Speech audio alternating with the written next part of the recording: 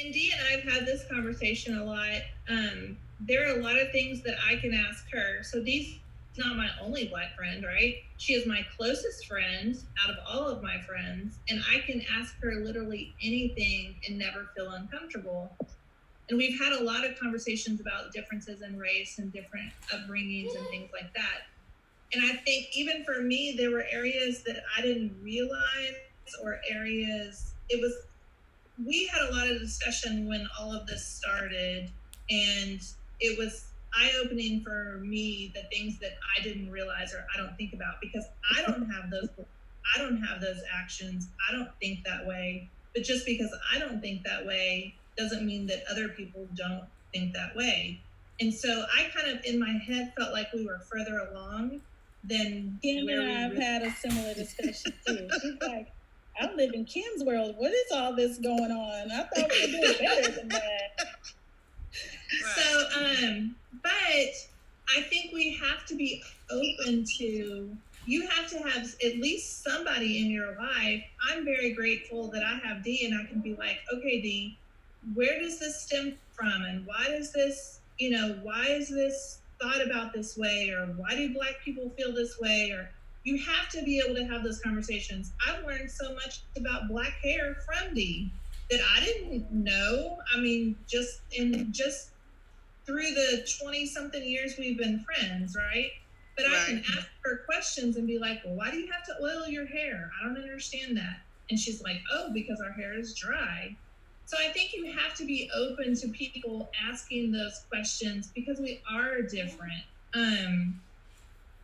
You have to not be uncomfortable, but just appreciate that they're asking, and you then have the opportunity to educate. So I agree. I agree with that, and I've also read a couple of articles where some Black people have said, "Look, I don't want to be responsible for educating white people. Like that's like I don't." So I mean, I can see both sides of that. That it's like it shouldn't have to be on you to constantly have to educate other people about who you are. And so I can see that being like tiresome. So tiresome. Yeah.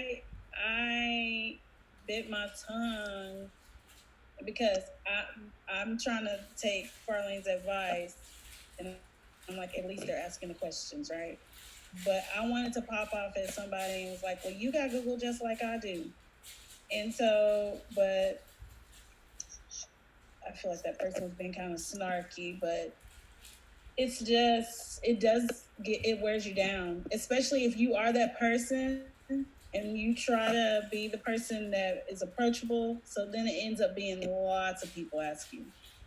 Right. So the situation happened with George Floyd. I feel like my whole life kind of turned on an axis because I didn't even have time to process it for myself and know how I felt about things before I was bombarded with lots of questions about it. So then I felt weary and tired for trying to answer things for everyone else. I had to take a little bit of a break and say, okay, I remember I took like a week off a little bit after it happened, and I was like, I need to figure out how Dee feels about this and what is right for Dee. It's hard for me to keep answering questions for everyone else. And once I did that, it helped, but there are times that I feel weary because I feel like I date someone who's not Black.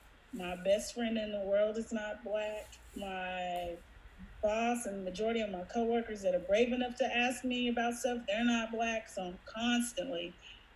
And I do think it's important because if we're not all able to start talking about this like we're doing right now, it's not going to change. And not keep moving things forward. Right. So when I get weary and tired, I probably call Deidre or Mama and be like, I'm so tired of answering dumb questions. It feels dumb after a while. And we live it. All these dumb questions. Oh my God. But it's not that. It's no questions dumb. I just have to reset myself. So Michelle, thank you. I actually haven't heard anyone else say. You probably feel that way too. I mean, it's hard at times to be like, you know what? The school system is starting to do. I know in Wiley, my kids do diversity training. They talk about they come home educating me on different people and different cultures and different I'm like, wow, I never knew that. But I honestly don't think that they have done that. It's usually people of other countries, not people within our country, and we have a lot of diversity in our country. I go back on I realize, so a gentleman at my job, he talks about how his mother purposely, like, I guess when he got in trouble, she made him read books and do reports on historical Black figures. And when he said it, it rung true to me, because when Trace came home from school, he's spouting out the same, like, Martin Luther King and, Harriet Tubman. Nothing wrong with, but it doesn't go deep enough. It's the same. You learn about 4 or 5 token people, and I'm like, wow, I need to educate myself so I can educate my son, because that's exactly what I was taught.